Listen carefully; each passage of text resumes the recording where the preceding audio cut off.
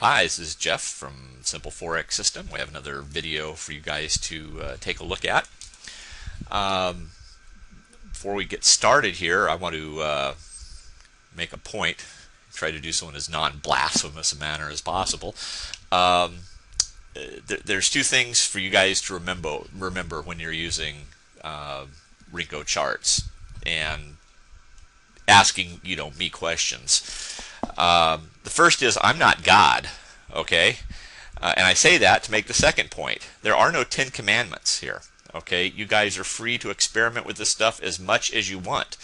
If a certain indicator is not working for you and you find one that is working better, you do not need my permission to use it. You just throw it up there and give it a shot, see what happens. There's several people out here who have been experimenting with different variations on Renko. And one of them, actually, I got to admit, I really like this. I like this a lot.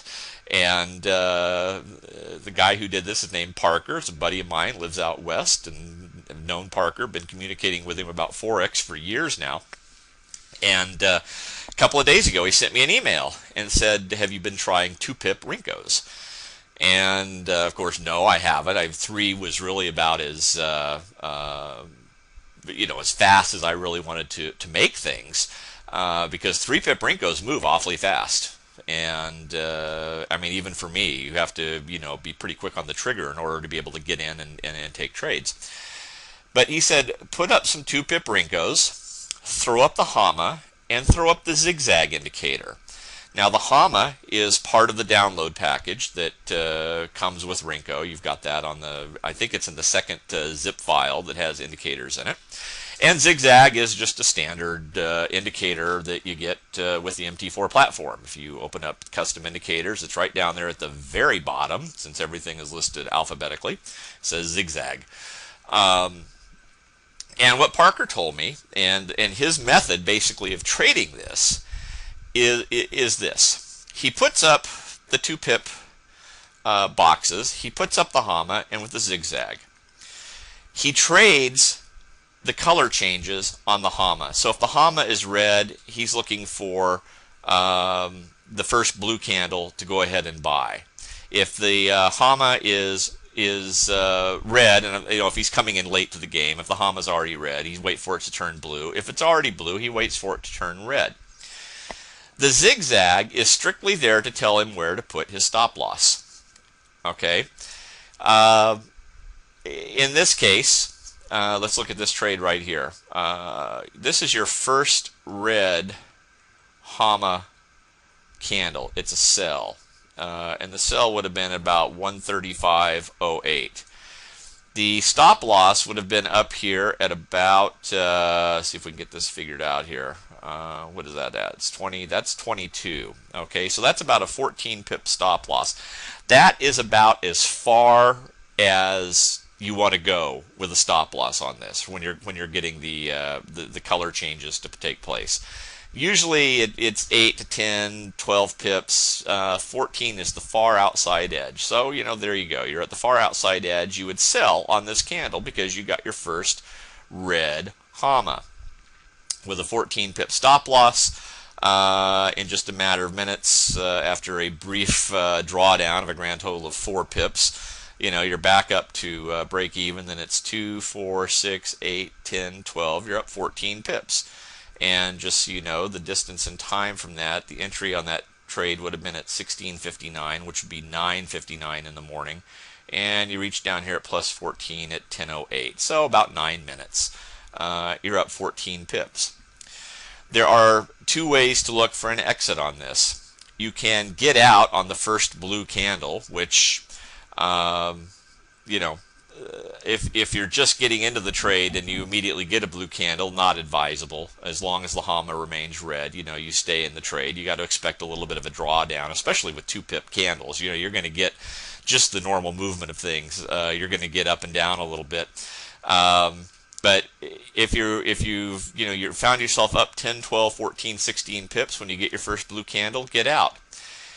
wait for the next red candle to close, the red box. As long as the HAMA remains red, you sell again, and you're right here. You'd be selling it basically at 3,500, and you managed to get up about 8 or 9 pips down here. And technically, you're still in the trade. You haven't even seen a blue candle yet, although you're in danger of seeing one, right now. And you can just continue to just chip away as long as the HAMA remains red. Every time you get another red candle, you just sell and just keep moving your way down. Right now, of course, the main concern is we're hovering right around 3,500, so it's a huge round number, and price has been kind of sticking around this level now for about the last 30 or 45 minutes anyway, getting up above it a little bit, down below it a little bit, back up above it. So you've always got that danger of that magnetic force that seems to attach itself to the big round numbers. So we're dealing with that. But had you sold right here, you could have gotten out another 4 or 5 pips, and now you're waiting for the next sell signal. It's a fantastically easy system to trade, and what I like about the most is you are not limited to trading this only during the high volume hours. If you think about it, even during the slow hours, there are plenty of 10 and 15 pip moves that take place. And I'm talking, after lunch in New York, in the hours when Australia is open and New Zealand is open, but Japan hasn't opened yet, Singapore hasn't opened yet. Those are generally considered slower hours, but maybe those are the only hours you can trade. Maybe you got a job commitments, family commitments. You're just limited in the amount of time you can spend in front of your charts. With this 2-pip method, this would allow you pretty much to trade, any time, day or night, and be able to make 8, 10, 12 pips on a trade. So it's definitely worth putting up and trying. It may move too fast for you. I will tell you, if you trade this method, you need to just focus all of your concentration on your trading. No emails, no Facebooking, no having HBO on TV in the background and sneaking a peek and see what's going on, no watching football or baseball or anything else. You've got to stay focused on this, because with 2-pip candles, it doesn't take any kind of movement at all for a new candle to form and either get you into a trade or take you back out of a trade. So devote your full attention to your trading if you're going to be using this. But if you are going to be using this, you stand a very good chance of making some very decent pips. Last night, right before Japan opened, for that matter, Parker and I were trading emails back and forth, and I just happened to put this up a little bit after 5 o'clock my time. I think it was around about 5:30 or 6. And between about 5:30 and I want to say maybe 7 or 7:30, there were a couple of very nice moves that took place, and the 30 or 40 pips was there for the taking. In fact, there was one trade I think ended up going like 70 pips at one point, which is you're not going to see that every night, obviously, especially prior to Japan opening. But just having this up there, knowing how it worked and just simply following the rules of the system, there were some very nice trades, a lot of pips to be made. But even on an average night, I think you're going to be able to find plenty of 10 and 12 pip trades using a method like this. But again, like I said, total concentration. Don't allow yourself to devote half of your concentrating power to the charts and the other half to a bunch of other stuff unrelated to trading. I mean, 100% on the charts. Make your pips, then shut it down and go do whatever else it is that's trying to drag you away. Because you've already made your money for the day.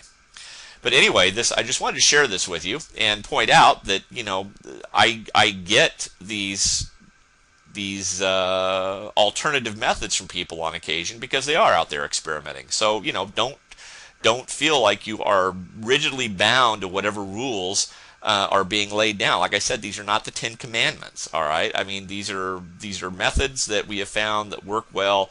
And they should work well for you, but if you find something that works even better, use it. And if you don't mind, share it with me, because I'd like to share it with other people that are in our group, because who knows, maybe there's somebody else that's more or less in the same boat you are, and they would find your method to be far preferable to any of the methods that we've laid out here so far. So if you are playing around with Renko and coming up with different ways to trade it, different box sizes, different indicators, and that you're finding work well for you, then by all means, send me an email, jeff@simpleforexsystem.net. You guys should have that thing memorized. You should close your eyes and see it in the dark at night. I've told it to you so many times. Go ahead and just drop me a line. Tell me the basic rules to it. I'll throw it up on the chart. I'll play with it, and if I think it's workable for people, I would love to share it in a video with the rest of the Renko traders.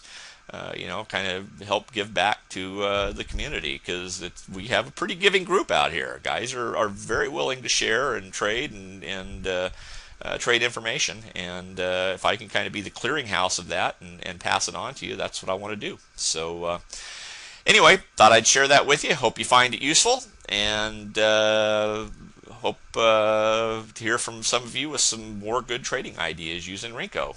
If you got them, drop me a line. Tell me what they are. So until next time, make another video. I guess this will be it, and I'll see you then.